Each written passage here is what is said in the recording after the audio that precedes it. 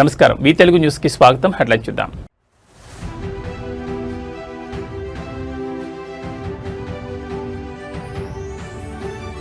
రేపటి నుంచి ఇంటర్ పరీక్షలు, విద్యార్థులకు బోర్డు కీలక సూచనలు.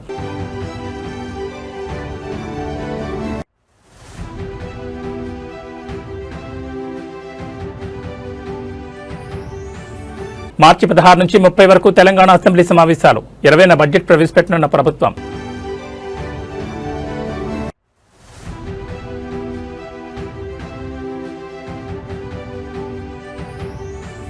ఖమ్మంలో రణరంగంగా వెలుగుమట్ల, పేదల ఇళ్ల కూల్చివేతతో దద్దరిల్లిన కలెక్టరేట్ పరిసరాలు.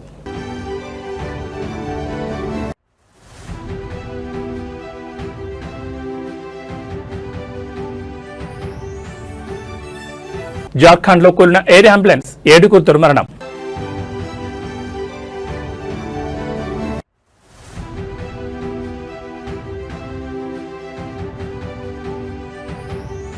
తెలంగాణ రాష్ట్రంలో నేడు రేపు వర్షాలు, పలు జిల్లాలకు ఆరెంజ్ ఎల్లో హెచ్చరికలు. ఇక డీటెయిల్స్ చూస్తే తెలంగాణలో బుధవారం నుంచి ప్రారంభం కానున్న ఇంటర్మీడియట్ వార్షిక పరీక్షలకు సంబంధించి ఇంటర్ బోర్డు కీలక మార్గదర్శకాలు జారీ చేసింది. ఈసారి విద్యార్థులకు స్వల్ప ఉరటనిస్తూ 5 నిమిషాల గ్రేస్ పీరియడ్ కేటాయించారు. దీని ప్రకారం ఉదయం 9 గంటలకు పరీక్ష ప్రారంభం కానుండగా 9 గంటల 5 నిమిషాల వరకు కేంద్రంలోకి అనుమతిస్తారు. ఆ తర్వాత వచ్చే వారికి అనుమతి ఉండదు. మొత్తం 9,95,075 మంది విద్యార్థులు ఈ పరీక్షలకు హాజరవనున్నారు.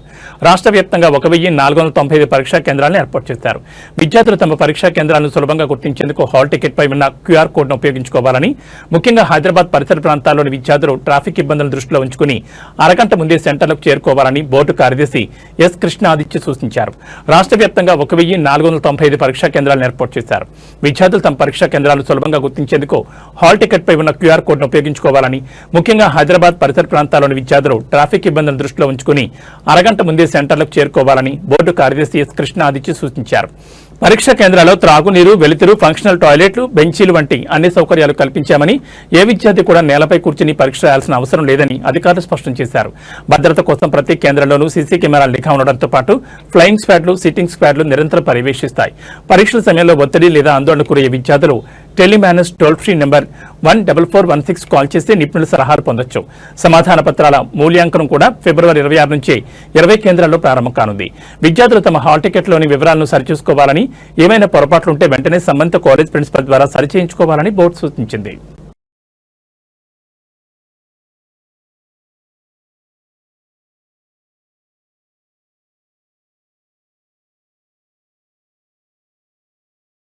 ఖమ్మం నగరంలో హైటెన్షన్ నెలకొంది. కలెక్టరేట్ సమీపంలోని వెలుగుమట్ల ప్రాంతంలో పేదల ఇండ్ల కూల్చివేత ప్రక్రియ ఉద్రిక్తంగా మారింది. 10 ఏళ్లుగా నివాసం ఉంటున్న తమను అన్యాయంగా రోడ్డున పడేస్తున్నారంటూ వందలాది కుటుంబాలు ఆందోళన దిగాయి. వెలుగుమట్లలోని సుమారు 60 ఎకరాల భూదాన్ భూముల్లో నివసిస్తున్న 600 కుటుంబాలను ఖాళీ చేయించేందుకు రెవెన్యూ అధికారులు భారీ ఆపరేషన్ చేపట్టారు. ఏ క్షణంలో ఏం జరుగుతుందో తెలియని పరిస్థితుల మధ్య వేలాది మంది పోలీసులను రంగంలోకి దించారు. తెల్లవారుజాము నుంచే జేసీబీల సహాయంతో గుడిసెలను నేలమట్టం చేస్తున్నారు. మేము ఇక్కడే 10 ఏళ్లుగా నివసిస్తున్నాం, మాకు ఓటు హక్కు ఉంది, ఆధార్ కార్డులున్నాయి, ఇప్పుడు మమ్మల్ని ఎక్కడికి వెళ్ళమంటారు అంటూ బాధితులు కన్నీరు మున్నీరవుతున్నారు. అధికారుల జేసీబీలకు అడ్డంగా పడుతూ ప్రాణాలకు తెగించి తమ ఆవాసాలను కాపాడుకునే ప్రయత్నం చేస్తున్నారు. తమకు పట్టాలిచ్చి క్రమబద్ధీకరించాలని దశాబ్ద కాలంగా పోరాడుతున్నా ప్రభుత్వం కనికరించకుండా ఇళ్లను కూల్చివేయడంపై సర్వత్రా ఆగ్రహం వ్యక్తమవుతోంది. కాలనీ వైపు ఎవరిని రానివ్వకుండా కిలోమీటర్ మేర పోలీస్ బారికేడ్లు ఏర్పాటు చేశారు. అడ్డుకుంటున్న బాధితులను, నాయకులను పోలీసులు బలవంతంగా అరెస్ట్ చేసి పోలీస్ స్టేషన్లకు తరలిస్తున్నారు. నిలువ నీడ కోల్పోయిన మహిళలు, చిన్నారులు రోడ్లపైనే బైఠాయించి నిరసన తెలుపుతున్నారు. ఒకవైపు అభివృద్ధి పేరుతో జరుగుతున్న ఈ కూల్చివేతలు, మరోవైపు గోడు కోల్పోయి రోడ్డున పడ్డ పేదల ఆక్రందనలతో ఖమ్మం జిల్లా కేంద్రం దద్దరిల్లుతోంది. అధికారులు ఈ విషయంలో ప్రత్యామ్నాయం చూపుతారా, లేక ఈ పోరాటం మరింత ఉధృతమవుతుందా అనేది వేచి చూడాలి.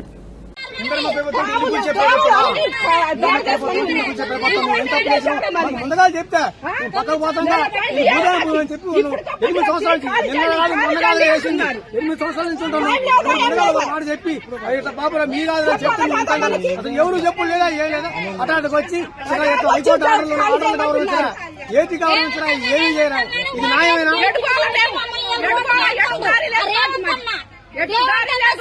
వీళ్ళందరూ అన్న అన్న అని ఓటేయబట్టి ఓటేసి మిద్దెల మీద కూర్చోబెడితే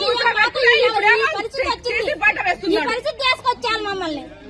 మా సంవత్సరాలు బట్టి ఉంటున్నాం, ఇక్కడ ఉంటున్నామండి. కనీసానికి ఎప్పుడు ఏ రోజైనా కంటి నిండి నిద్రపోలేదు. నీవు చెప్పారా?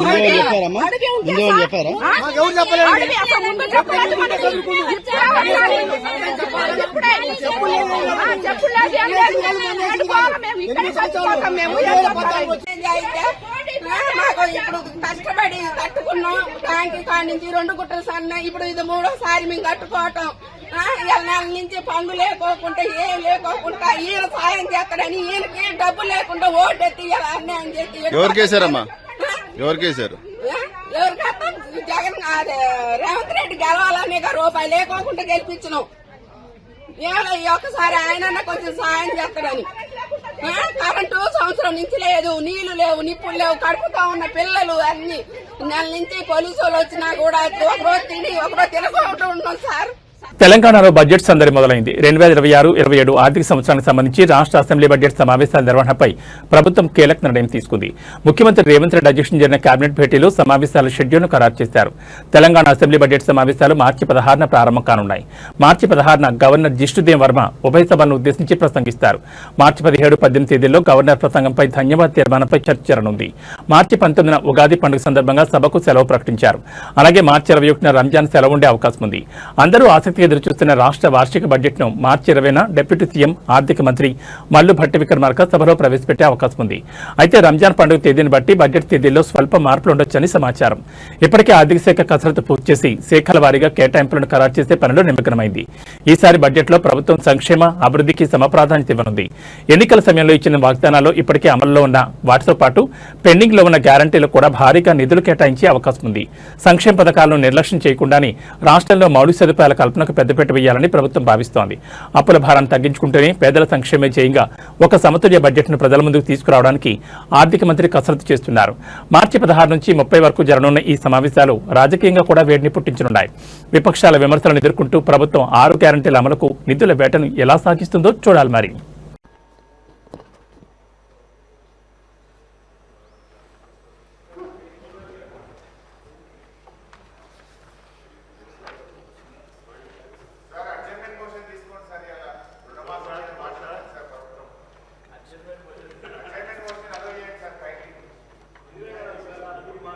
भारत भाग्य विधाता जय हे जय हे जय हे जय जय जय जय हे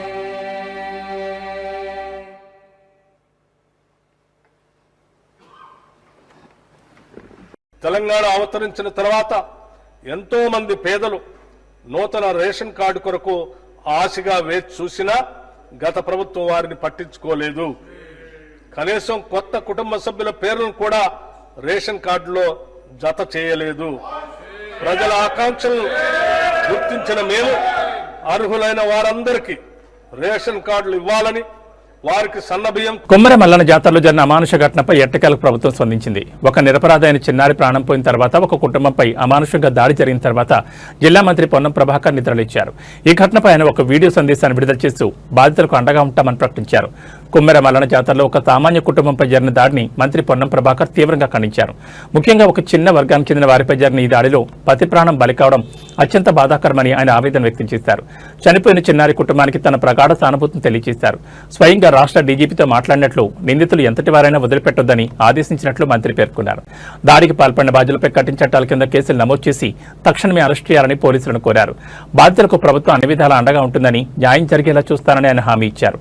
అయితే ఈ ఘటన జరిగి ఇన్ని గంటలు గడుస్తున్నా ఒక చిన్నారి ప్రాణం పోయిన తర్వాతే మంత్రి స్పందించడంపై విమర్శలు వ్యక్తమవుతున్నాయి. ప్రతిపక్షాలు మరియు స్థానికులు ఇప్పటికే ప్రభుత్వంపై మండిపడుతున్నారు. మంత్రి ఆదేశాల మేరకు పోలీసులు ఎంత వేగంగా నిందితులను పట్టుకుంటారో వేచి చూడాలి. పవిత్రమైన జాతరలో ఇలాంటి రక్తపాతం జరగడం నాగరిక సమాజం తలదించుకోవాల్సిన విషయం. బాధితులకు కేవలం మాటల భరోసా మాత్రమే సరిపోదు, చేతల్లో న్యాయం కావాలని ప్రజలు డిమాండ్ చేస్తున్నారు. కులాలు మతము ప్రస్తావన లేకుండా పైశాచికమైనటువంటి సంఘటన ఏదైనా ఖండించదలసిందే. అందులో ఒక చిన్న వర్గానికి సంబంధించినటువంటి చిన్న పాప మృతికి కారణమైనటువంటి వాళ్ళు తప్పకుండా శిక్షార్హులే. ఏ పార్టీ అయినా, ఏ కులమైనా, ఏ మతమైనా, ఏ ప్రాంతమైనా.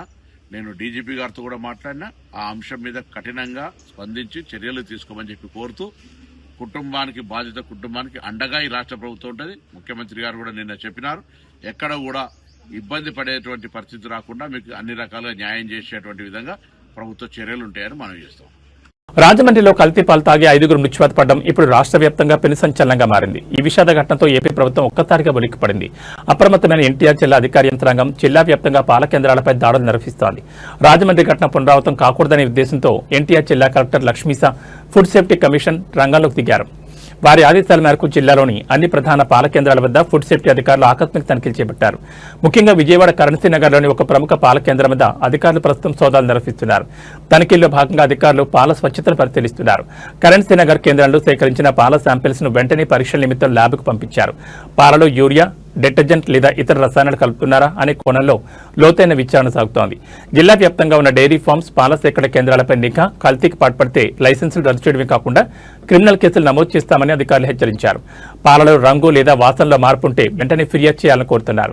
పాల వంటి నిత్యావసర వస్తువుల్లో విషం కలిపి ప్రజల ప్రాణాలతో చెలగాటమాడే వారిని వదిలిపెట్టే ప్రసక్తి లేదని కలెక్టర్ లక్ష్మీసా స్పష్టం చేశారు. అటు రాజమండ్రి ఘటనలో మృతుల సంఖ్య పెరిగే అవకాశం ఉండడంతో రాష్ట్ర వ్యాప్తంగా ఉన్న ఫుడ్ సేఫ్టీ విభాగం హై అలర్ట్లో ఉంది.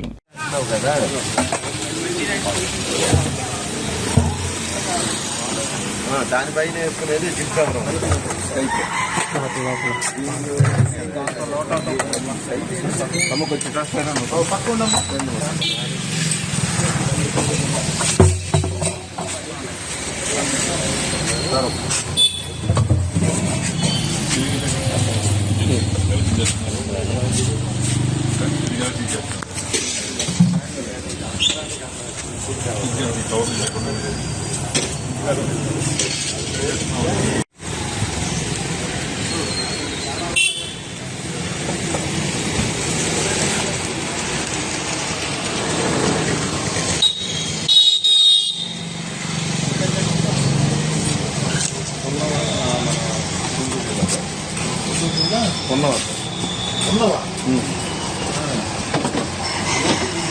అవును సార్.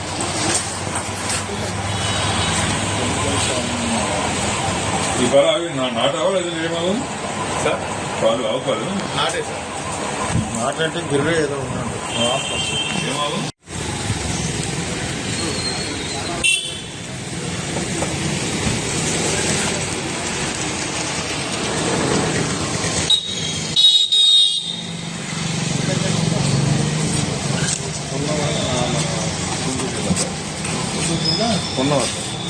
ఉన్నవా అవును సార్. అదే సార్ డ్రైవర్ కార్ ఆటో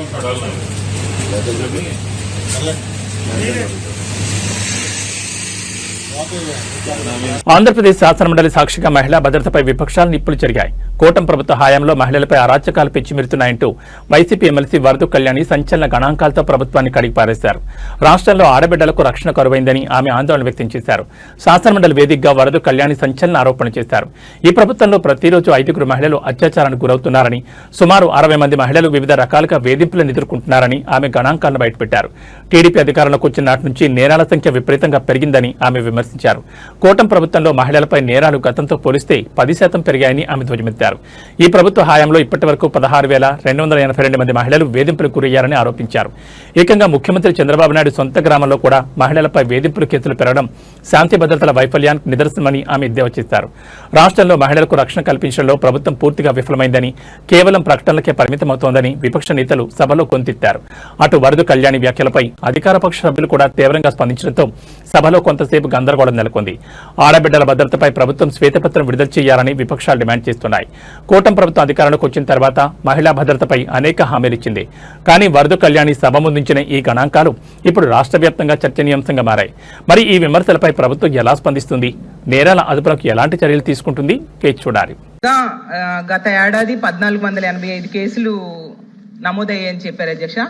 అంటే రోజుకి 4-5 జరుగుతున్నాయి అధ్యక్ష. ఈ రాష్ట్రంలో రోజుకి 4-5 మంది మీద అత్యాచారాలు, అఘాయిత్యాలు జరుగుతున్నాయి అధ్యక్ష, మహిళల మీద. అలాగే 50-60 మంది వేధింపులకు గురవుతున్నారు అధ్యక్ష. అసలు ఈ ప్రభుత్వం వచ్చాక అధ్యక్ష మహిళల మీద అఘాయిత్యాలు, అత్యాచారాలు, నేరాలు విపరీతంగా పెరిగిపోయాయి అధ్యక్ష. ఇది పోలీసులు అధికారికంగా చెప్పిన లెక్కల ప్రకారం చూస్తే మహిళల భద్రత ఎంత ఘోరంగా ఉందో అర్థమవుతుంది అధ్యక్ష. ఈ రోజు 16,288 మంది మహిళల్ని వేధించారు అధ్యక్ష. 10 జిల్లాల్లో మహిళల మీద నేరాలు విపరీతంగా పెరిగిపోయాయి అధ్యక్ష. సాక్షాత్తు గౌరవ సీఎం చంద్రబాబు నాయుడు గారు ఉన్న జిల్లాలోనే మహిళల మీద నేరాలు 10% పెరిగాయి అధ్యక్ష. అంటే ఈ రాష్ట్ర ముఖ్యమంత్రి చంద్రబాబు నాయుడు గారి నీడలోనే మహిళలకు రక్షణ లేదా అధ్యక్ష? అలాగే ముఖ్యమంత్రి గారి సాక్షిగానే మహిళలు వేధిస్తున్నారు, హింసిస్తున్నారు, చంపేస్తున్నారు అధ్యక్ష. అదే జిల్లాలో గౌరవ మంత్రి గారైన లోకేష్ గారు కూడా ఉన్నారు అధ్యక్ష. అలాగే సాక్షాత్తు హోంమంత్రి గారు ఇన్ఛార్జ్ గా ఉన్న విజయనగరం జిల్లాలో కూడా మహిళల మీద నేరాలు పెరిగాయి అధ్యక్ష. అలాగే ఈ రాష్ట్రంలో గుంటూరు, సత్యసాయి, నెల్లూరు, విజయనగరం, కడప, అన్నమయ్య, పల్నాడు, పార్వతీపురం, మన్యం, తిరుపతి జిల్లాల్లో పెరుగుతున్నాయి అధ్యక్ష.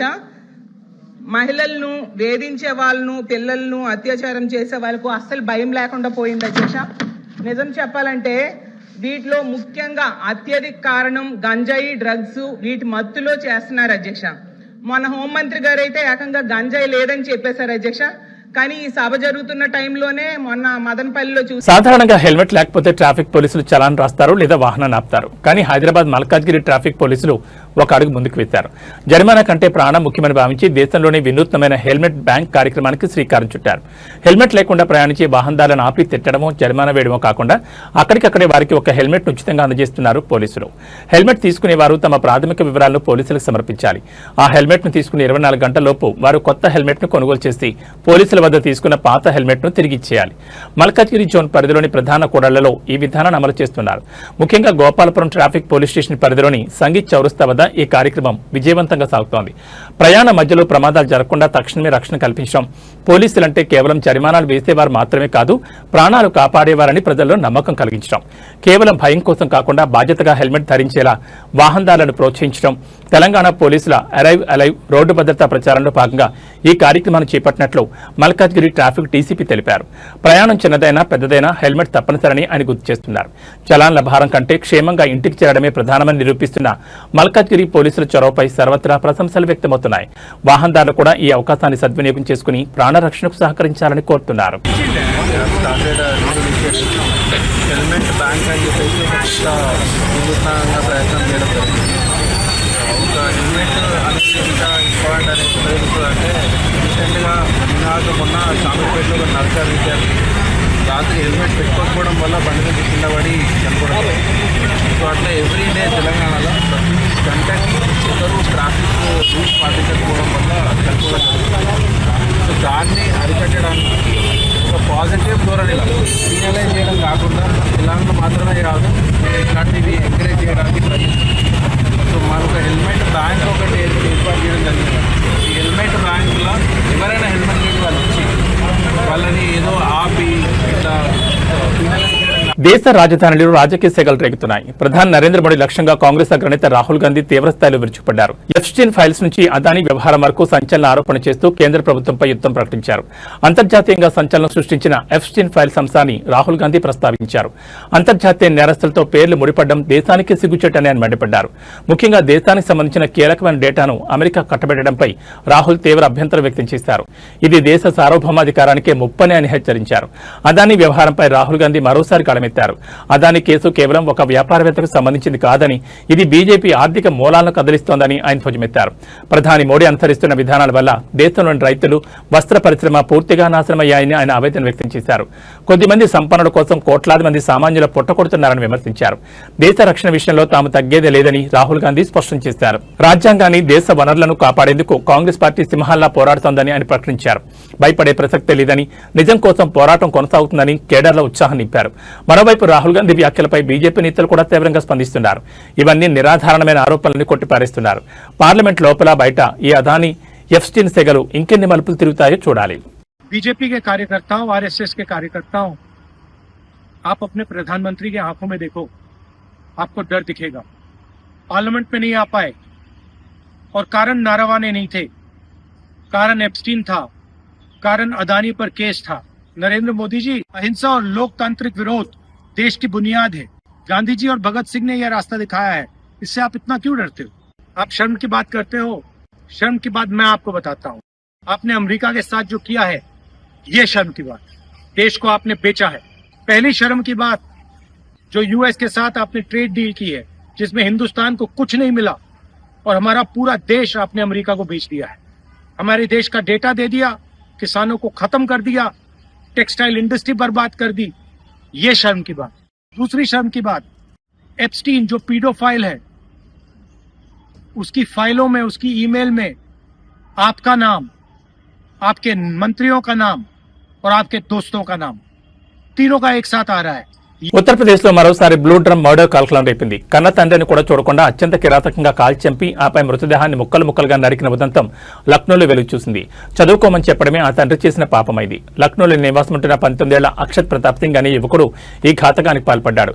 తన తండ్రి మానవేంద్ర సింగ్ ను తుపాకీతో కాల్చి చంపడమే కాకుండా ఎవరికీ అనుమానం రాకుండా మృతదేహాన్ని ముక్కలు చేశాడు. చేతులు కాళ్లు నరికి వేరువేరు చోట్ల పారేసి మిగిలిన మొండెం భాగాన్ని ఒక నీలం రంగు డ్రమ్ములో కుక్కి ఎక్కడో పారేయాలని ప్లాన్ చేశాడు. అయితే పాపం పండింది. ఆ డ్రమ్ము నుంచి విపరీతమైన దుర్వాసన రావడంతో అనుమానం వచ్చిన ఇరుగు పొరుగు వారు పోలీసులకు సమాచారం అందించారు. ఘటనా స్థలానికి చేరుకున్న పోలీసులు డ్రమ్ము తెరిచి చూడడంతో లోపల కూలిన స్థితిలో ఉన్న మొండెం బయటపడింది. దీంతో నిందితుడు అక్షత్ ప్రతాప్ సింగ్ ను పోలీసులు అదుపులోకి తీసుకున్నారు. పోలీసుల ప్రాథమిక విచారణలో షాకింగ్ విషయాలు వెలుగులోకి వచ్చాయి. తండ్రి మానవేంద్ర సింగ్ తన కొడుకును పోటీ పరీక్షలకు సిద్ధమవ్వాలని, చదువుపై శ్రద్ధ పెట్టాలని తరచూ ఒత్తిడి చేసేవాడు. తండ్రి పదే పదే చదవమని చెప్పడం అక్షత్కు నచ్చలేదు. ఆ కోపమే కన్న తండ్రిని చంపేంత పగ్గా మారింది. ఏకంగా తండ్రి ప్రాణాలు తీసి మృతదేహాన్ని ముక్కలు చేసేంత రాక్షసుడిగా అతన్ని మార్చేసింది. యూపీలో వరుసగా వెలుగు చూస్తున్న ఈ బ్లూ డ్రమ్ హత్యలు ప్రజలను భయాందోళన గురిచేస్తున్నాయి. చదువుకోమన్నందుకు కన్న తండ్రిని చంపిన ఈ యువకుడి ఉదంతం నేటి తరం యువతలో పెరుగుతున్న హింసాత్మక ధోరణికి నిదర్శనంగా నిలుస్తోంది. పోలీసులు నిందితుని రిమాండ్కి తరలించి మరింత లోతుగా విచారణ జరుపుతున్నారు.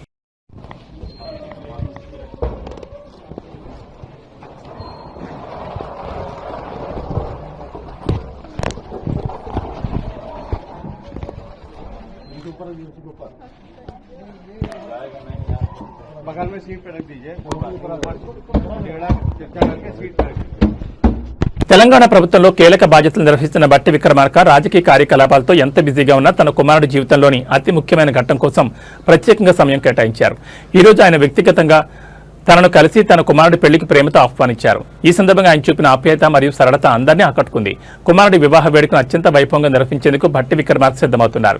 ఈ పెళ్లికి 2 రాష్ట్రాల ముఖ్యమంత్రులు, మంత్రులు, జాతీయ స్థాయి నాయకులు మరియు వివిధ రంగాలకు చెందిన ప్రముఖులు హాజరయ్యే అవకాశం ఉంది.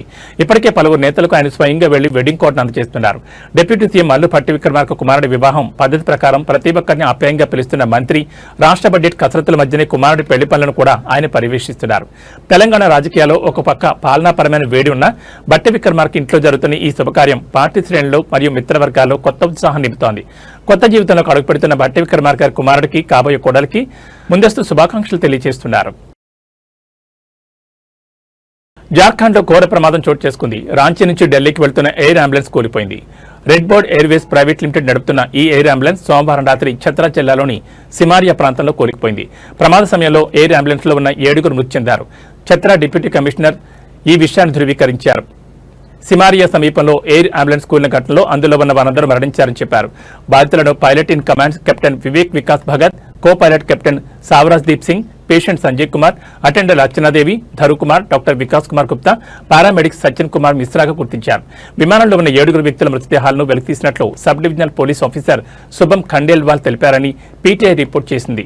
ఈ విమానం రాత్రి 7:11 రాంచీ నుంచి బయలుదేరి రాత్రి 10 ఢిల్లీలో ల్యాండ్ కావాల్సింది. జార్ఖండ్లోని లతేహార్ జిల్లాలోని చాంద్వా నివాసి సంజయ్ కుమార్ 65% కాలిన గాయాలతో బాధపడుతున్నారు. అతని పరిస్థితి విషమంగా ఉండడంతో ఫిబ్రవరి 16న దేవ్కమల్ ఆసుపత్రిలో చేరారు. అయితే మెరుగైన వైద్య చికిత్స కోసం అతన్ని ఢిల్లీ తరలించే క్రమంలో ఈ ప్రమాదం జరిగింది. ఈ ప్రమాదానికి సంబంధించి directorate general of civil aviation ఒక ప్రకటన విడుదల చేసింది. ఫిబ్రవరి 23న Redbird Airways private limited చెందిన Beechcraft C-90 VT AJV operating medical evacuation విమానం రాంచీ నుంచి ఢిల్లీకి ప్రయాణిస్తుండగా జార్ఖండ్లోని ఛత్రా జిల్లా సిమారియా బ్లాక్ పరిధిలోని కసారియా పంచాయతీలో కుప్పకూలింది. ఈ విమానంలో 2 సిబ్బందితో సహా మొత్తం 7 వ్యక్తులున్నారు. ఈ విమానం సోమవారం సాయంత్రం 7:11 రాంచీ నుంచి బయలుదేరింది. కోల్కతా ఎయిర్ ట్రాఫిక్ కంట్రోల్తో కాంటాక్ట్ ఏర్పరచుకున్న తర్వాత వాతావరణం అనుకూలించకపోవడంతో విమానం తన మార్గాన్ని మార్చుకోవడానికి అనుమతి కోరింది. అయితే సాయంత్రం 7:34 కోల్కతాతో విమానం కమ్యూనికేషన్, రాడార్ సంబంధాలు కోల్పోయింది. కమ్యూనికేషన్ మిస్ కాకముందు విమానం చివరిగా వారణాసికి ఆగ్నేయ దిశలో సుమారు 100 నాటికల్ మైళ్ల దూరంలో ఉందని పేర్కొంది.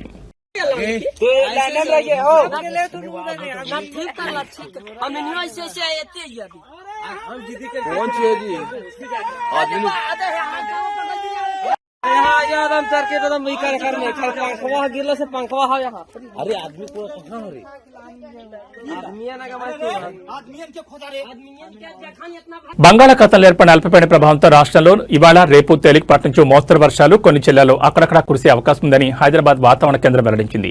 ఈ మేరకు ఆయా జిల్లాలకు ఎల్లో ఆరెంజ్ అలర్ట్ జారీ చేశారు. హైదరాబాద్ నగరంలోనూ జల్లులు కురుస్తున్నాయి. నేడు హైదరాబాద్ రంగారెడ్డి జిల్లాలో భారీ వర్షాలకు అవకాశం ఉందని ఈ మేరకు ఆ రెండు జిల్లాలకు వాతావరణ శాఖ ఆరెంజ్ అలర్ట్ జారీ చేసింది. రానున్న 2-3 గంటల్లో వర్షం వచ్చే ఛాన్స్ ఉందని చెప్పారు.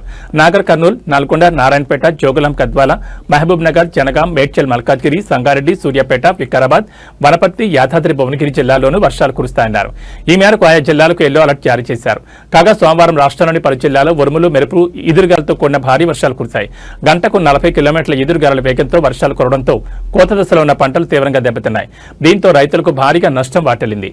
ముఖ్యంగా నిజామాబాద్, ఆదిలాబాద్, నిర్మల్, కామారెడ్డి, నిజామాబాద్ జిల్లాలో ఆదివారం అర్ధరాత్రి భారీ వర్షం కురిసింది.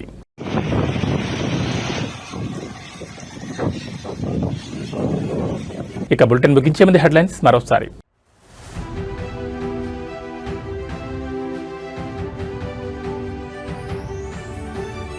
రేపటి నుంచే ఇంటర్ పరీక్షలు, విద్యార్థులకు బోర్డు కీలక సూచనలు.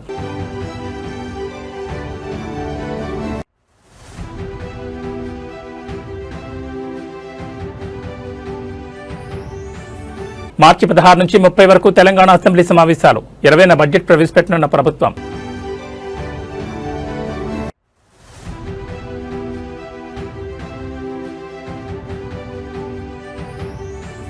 ఖమ్మంలో రణరంగంగా వెలుగుమట్ల, పేదల ఇళ్ల కూల్చివేతతో దద్దరిల్లిన కలెక్టరేట్ పరిసరాలు.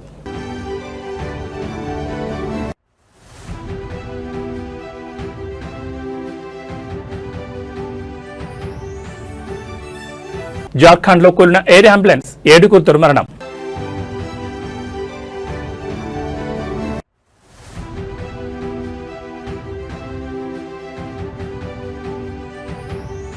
తెలంగాణ రాష్ట్రంలో నేడు రేపు వర్షాలు, పలు జిల్లాలకు ఆరెంజ్, ఎల్లో హెచ్చరికలు. ఇవి బులెటిన్ విశేషాలు. నమస్కారం.